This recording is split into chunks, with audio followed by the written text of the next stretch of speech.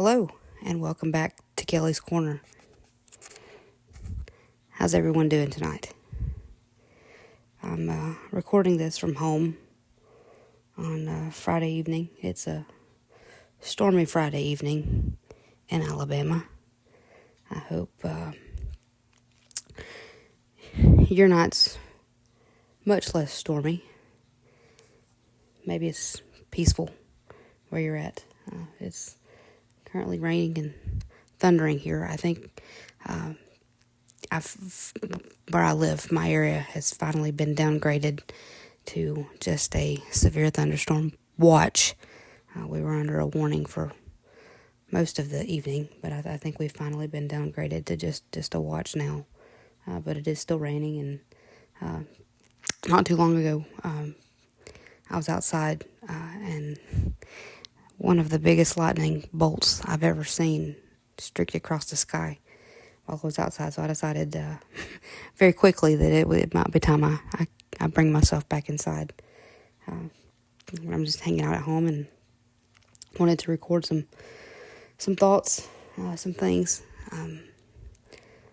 I spent the evening out to eat with a friend of mine, and then ran to Walmart to pick up a few things, and came home and noticed that one of my favorite movies was on TV. So of course, since it was on TV, I had to turn it on. Does everybody do that, or is it just me?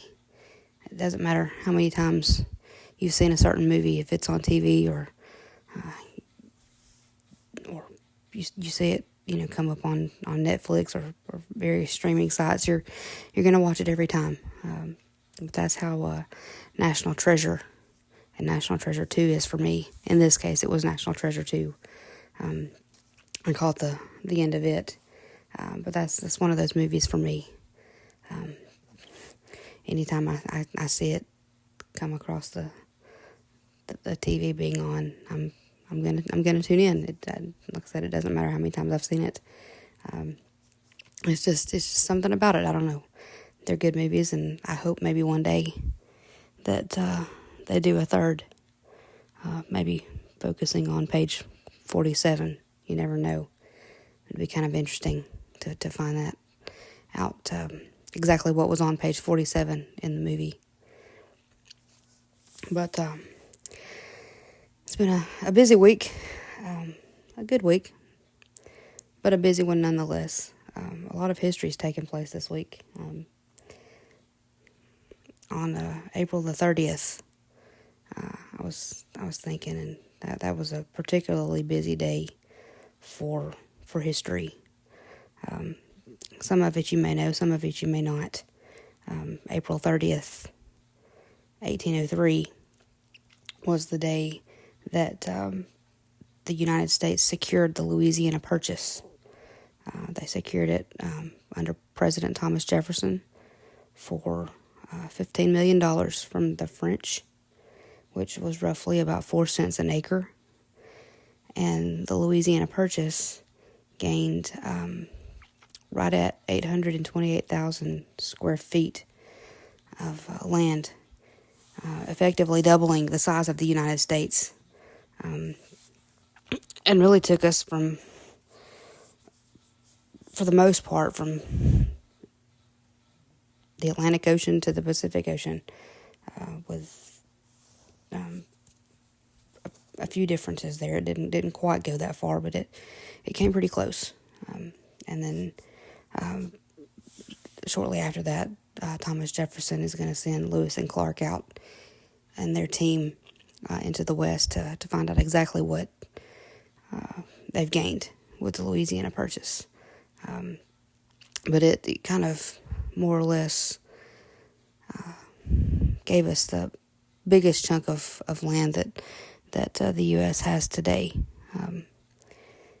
With that, something else that you may or may not know, April 30th, 1789 was a big day in U.S. history. Was the day of President George Washington's first inauguration. That took place, it did not take place in Philadelphia. It did not take place in Washington, D.C. It took place in the city of New York. New York, New York. You can actually go in New York. They have a thing where you can go see where he was when he took the oath. The oath was given by the Chancellor of the state of New York at that time, by a man by the name of Robert Livingston. And it took place just outside of Federal Hall. What's unique about it, well, I mean, other than it being, George Washington and the first president inaugurated and all that, George Washington, they say, was visibly nervous, and rightfully so. I would be probably terrified if I were elected and then inaugurated president, and I mean that's some big shoes to fill, especially ones who've, like Washington, you're filling the first ones, and you're responsible for ensuring that the new nation survives. So I can't imagine how nerve-wracking that was, and the weight of responsibility that was on his shoulders. But he was visibly nervous, and because he was visibly nervous as he was giving his inaugural address, he was shaking, and as he was speaking, he spoke so softly because of the nerves that he was experiencing, that most people in the audience could not hear him. For the most part, his inaugural address was completely inaudible. But he was inaugurated, and the only president that did not live, at least at some point in it during his presidency, in Washington, D.C. He served his presidency in New York, and then as the White House was being built, John Adams moved into the White House in 1800. But interestingly, George Washington laid the cornerstone of the Capitol, and plans for George Washington's death and burial was to be in the U.S. Capitol. In fact, there is still a vault or a crypt or a tomb or whatever you want to call it in the Capitol that's for George Washington. But when he passed away in December of 1799, Martha and his family, and I think even his will, stipulated that he was to be buried at Mount Vernon, which is where he's buried today. You can visit his grave. It's a very interesting place. It's a very unique grave. Interesting to see there at Mount Vernon. But George Washington, the country, the nation, had planned to have him buried there at the U.S. Capitol. And his tomb or crypt or whatever you want to call it is still there. And it actually holds the catafalque that is used when people lie in state in the U.S. Capitol. That's actually stored in George Washington's tomb at the Capitol.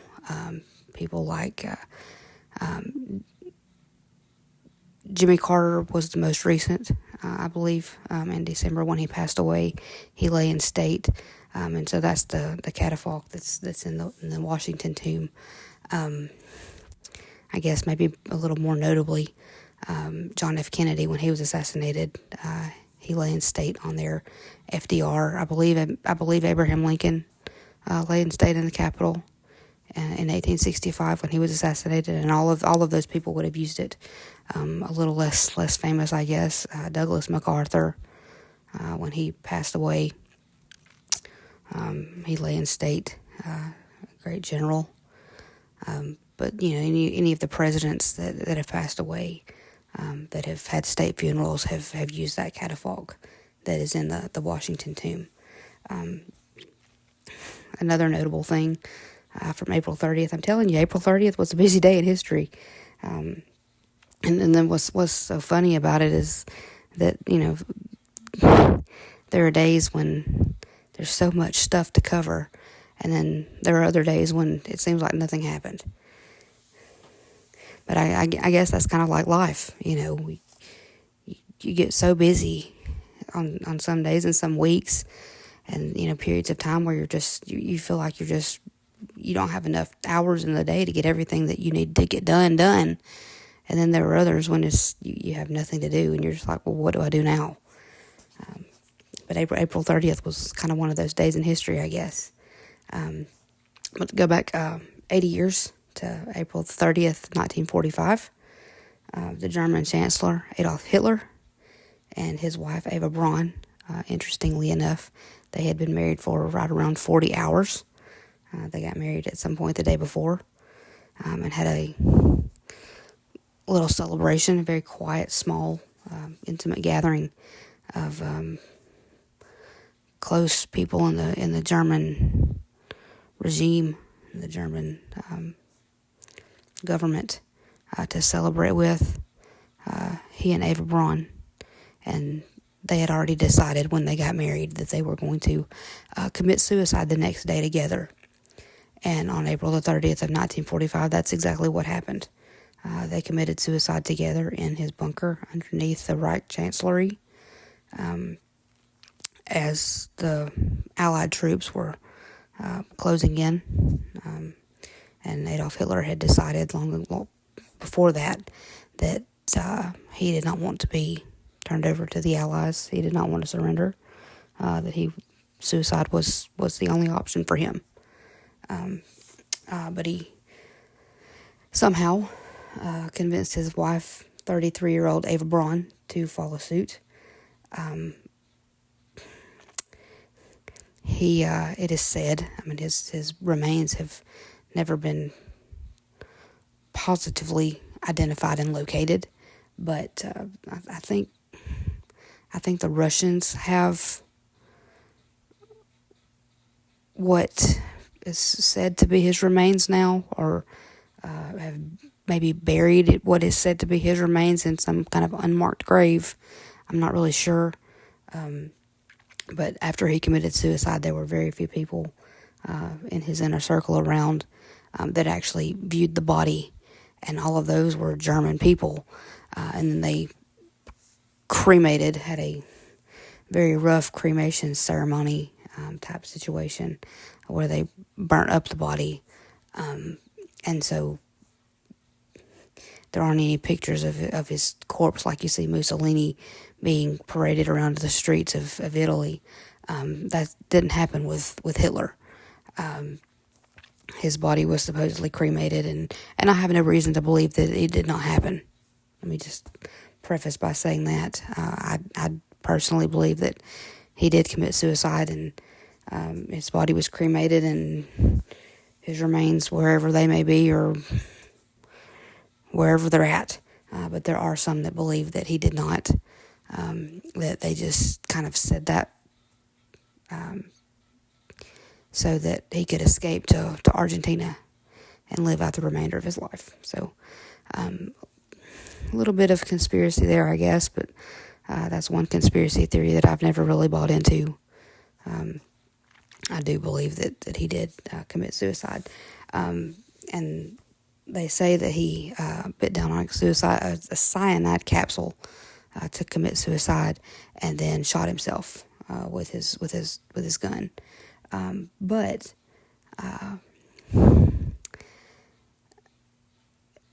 to make sure and to ensure the effectiveness of the suicide capsule, this is awful. He and Eva Braun tested the suicide capsule on Adolf Hitler's dog Blondie first. I guess maybe for one, to see that it's actually going to work, and two, I guess maybe to see exactly maybe what was going to happen to them, how horrible it was going to be. And I believe, if I'm remembering correctly, Eva Braun just took the cyanide to commit suicide. I do not believe she shot herself. But Adolf Hitler, as history and is recorded, bit down on the suicide capsule and shot himself, I guess, to make sure he was double dead. But that's more or less effectively ended the war for Germany. It was just kind of beyond that, getting stuff prepared for the German surrender. Interestingly enough, the next day after Hitler committed suicide, the Goebbels family committed suicide. Joseph Goebbels and his wife, this is terrible too. They poisoned all of their children. I think they had 5 or 6 kids, young kids, and they poisoned them. I think they gave them something like Kool-Aid with some kind of poison in it, and then put them to bed. And then the parents killed themselves, and then the justification for killing the children was that they didn't want their kids to grow up without the Nazi regime, with the Allies and all of that. So I can't imagine killing my children, but that's what they did. Joseph Goebbels' wife had a son before she married Joseph, and he was in the German Luftwaffe. And because he was in the Luftwaffe, he was not in the home with them. And so he actually was the only one in the family who survived. And he went on to have a couple of kids, and I think he died in like the mid to late 60s, and maybe an airplane crash or a car crash. He died very young, maybe in like his mid 40s. But he did, because he was in the German Luftwaffe serving. That effectively, I guess, saved his life from that night.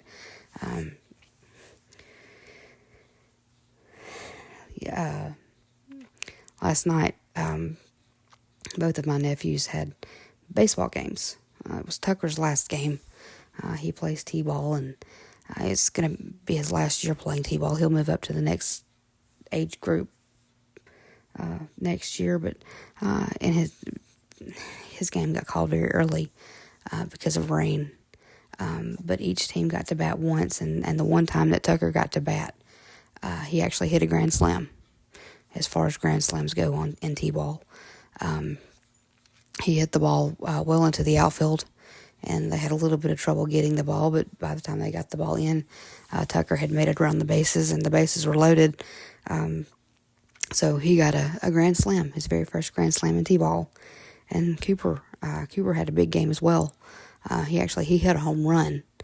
It wasn't a grand slam. All the bases weren't covered, but he hit a home run, so that both of the nephews that were playing last night had big games.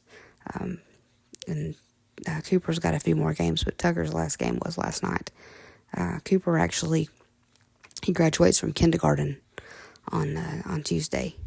I was excited about that. He's excited and ready for summer. It's hard to believe it's May, isn't it? It seems like just yesterday it was Christmas, and this year's flying by. I don't know where the time has gone. I don't know where April went.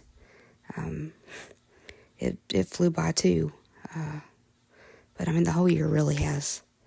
Before you know it, it's going to be, Thanksgiving, Christmas again. I was telling my grandmother earlier today that I think there's like 236 or 7 days until Christmas.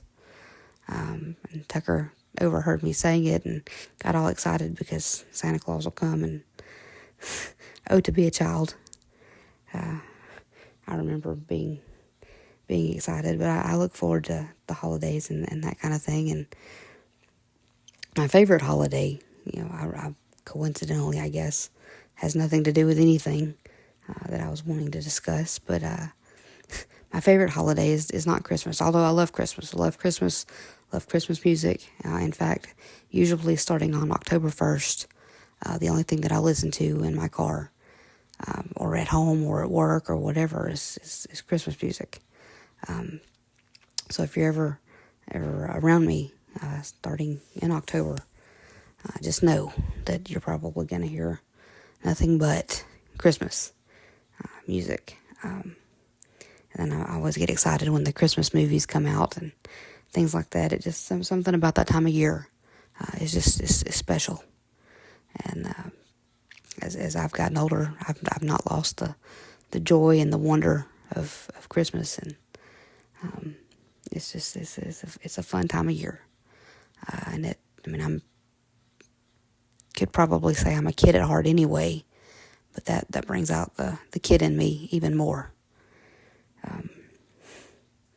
But it's been a week of celebration here, with the boys and their baseball games, and it'll continue into next week with Cooper and his graduation. But I did want to mention a couple of other celebrations that go along with, I guess, history and my interests and things like that. April the 29th, which was two days ago, I believe. I think April 29th, maybe 3 days. I don't remember. April 29th, whatever. But April 29th of 1943, in my opinion, my completely biased opinion, the greatest lead singer ever, Dwayne Allen, was born 82 years ago on April the 29th. So this past week he celebrated his 82nd birthday. Hope he had a great day and felt all the love. And I got to do all of the things that he loves and enjoys, and spends time with his family. And just felt loved and appreciated, because he certainly is. Something else I wanted to mention about Dwayne. He joined the Oak Ridge Boys in the year 1966. So 2026 will be his 60th year, I guess. But the day he started the Oak Ridge Boys was May the 1st. And so yesterday, I guess technically began his 60th year with the Oak Ridge Boys. And what a run they've had. And looking forward to seeing him again in a couple of weeks at the Taverns in Tennessee, at a venue that, from what I understand, they've never been to, and certainly a venue that I have never been to. I don't know that I've been to a cavern other than DeSoto Caverns here in Alabama. So I'm interested to see this venue and how the boys sound. I know they're going to sound great. But I'm interested to see how different it sounds being underground as opposed to being in a concert hall type situation. But as was funny, when they first announced this tour, I told Dwayne, I said, last summer I was swimming in my grandparents' pool, and I was listening to some music on my Bluetooth speaker, and somehow, and I've yet to figure out how it happened, but somehow the Bluetooth speaker ended up falling off of the side of the pool into the water. And I'm sitting there floating, getting some suntan, and I heard this plop where the Bluetooth had fallen in the water. And so I jumped off the float real quick, trying, I guess my first thought was, can I get electrocuted on a battery, a safety issue. But then I thought, well, I don't want to ruin my Bluetooth speaker, because it's a fairly good Bluetooth speaker, and don't want to ruin that. And so I jumped off the float to go retrieve my Bluetooth speaker, and I started getting closer, and I could hear. It was so funny because the music was still playing through the Bluetooth speaker, even though the Bluetooth speaker was floating underwater. And so I thought, you say he sounds just as good underwater as he does above water. So I told him, I said, I'm interested to see. I've heard you underwater singing. I've heard you above water singing. So I'm interested to see how you sound under the ground, in a cavern, in a cave. but I know he's going to sound, and all the boys, I know they're going to sound just as good as they always do. But I'm excited to see them again. It's been a couple weeks. It's been a while, but excited to see them again, and I know they're ready to get back out there on the road and all that. But it's getting kind of late here, and like I said, I can hear the rain outside. I don't know that that's picking up on this audio, but I can hear it outside, and I guess I'm gonna go try to wind down for the evening. But I just wanted to touch base and get some thoughts recorded, for the past week, and I'll have more to say in the days and weeks to come, and just buckle up. It's gonna be a fun ride over the next weeks and months. It's gonna be an interesting summer. We're in this together, and just keep on keeping on. And I hope you all have a great night or day, depending on when you listen to this. I hope this has been interesting. And like I said before, if there's something that you want me to discuss, feel free to mention it. I'd be happy to talk about things that interest you, that you want to know more about. Whether it be history or anything in particular. Whether it's history or me or anything like that.